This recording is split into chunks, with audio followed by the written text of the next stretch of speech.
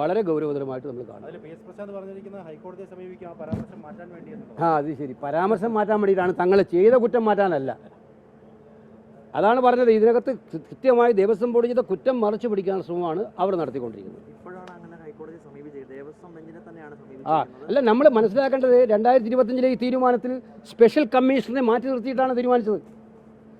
Devaswom special commissioner ഹൈക്കോടതി നിശ്ചയിച്ച special കമ്മീഷണറോട് ചോദിച്ചിട്ടാണ് എല്ലാ കാര്യങ്ങളും തിരുവിതാംകൂർ ദേവസ്വം ബോർഡ് ചെയ്യാറുള്ളത്. പക്ഷേ ഈ തീരുമാനം ദേവസ്വം കമ്മീഷണർ അറിയാതെ നടത്തി.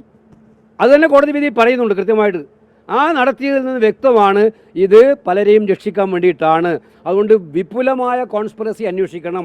2019 കാര്യം മാത്രം അന്വേഷിച്ചാൽ പോരാ, വിപുലമായ കോൺസ്പിറസി അന്വേഷിക്കണം എന്ന് SIT പറഞ്ഞാൽ അത് തിരുവിതാംകൂർ ദേവസ്വം ബോർഡിലുള്ള കൃത്യമായ അവിശ്വാസമാണ് എന്നുള്ളത് സംശയമില്ല.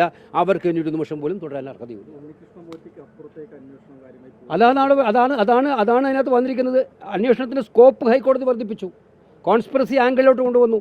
ഞങ്ങൾക്ക് പങ്കെടുത്ത എല്ലാവരും ഇത് പാർട്ടി അറിയാതെ മാർക്സിസ്റ്റ് പാർട്ടിയിൽ ഒരു ഇല അനങ്ങോ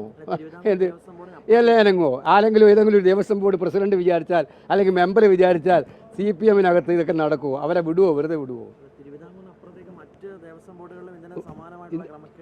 ഗുരുവായൂരിലത്തെ ക്രമക്കേട് നിങ്ങൾ കണ്ട, അത് വേറെ ആരും പറഞ്ഞതല്ല.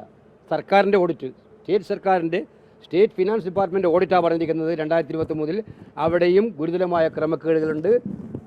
പലതും കാണാനില്ല, പലതും റെക്കോർഡിലില്ല. ഇതിലിപ്പോൾ എന്താ പറയുക, ആ ഓഡിറ്റ് നടപ്പിലാക്കിയ ഉദ്യോഗസ്ഥനെയാണ് ശിക്ഷിച്ചത്, അല്ലാണ്ട് ഓഡിറ്റിൻ്റെ കാരണം കണ്ടെത്തി നടപടി എടുക്കുന്നില്ല.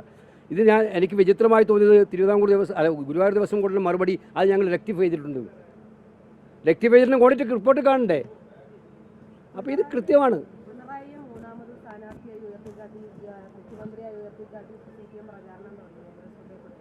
അവരെന്തും തുടങ്ങിക്കോട്ടെ, ജനങ്ങളുടെ മനസ്സിൽ കൃത്യമായ ചിത്രമുണ്ട്.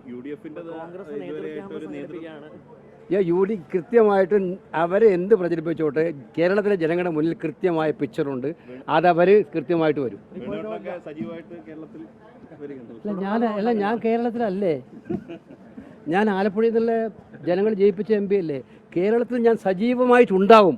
പക്ഷേ ഏതെങ്കിലും കസേര നോക്കിയിട്ടുള്ള സജീവത്വമല്ല, പാർട്ടിയെ ശക്തിപ്പെടുത്തി പാർട്ടിയെ വിജയിപ്പിക്കാൻ, UDF-നെ വിജയിപ്പിക്കാൻ വേണ്ടിയിട്ടുള്ള സജീവത്വമാണ്.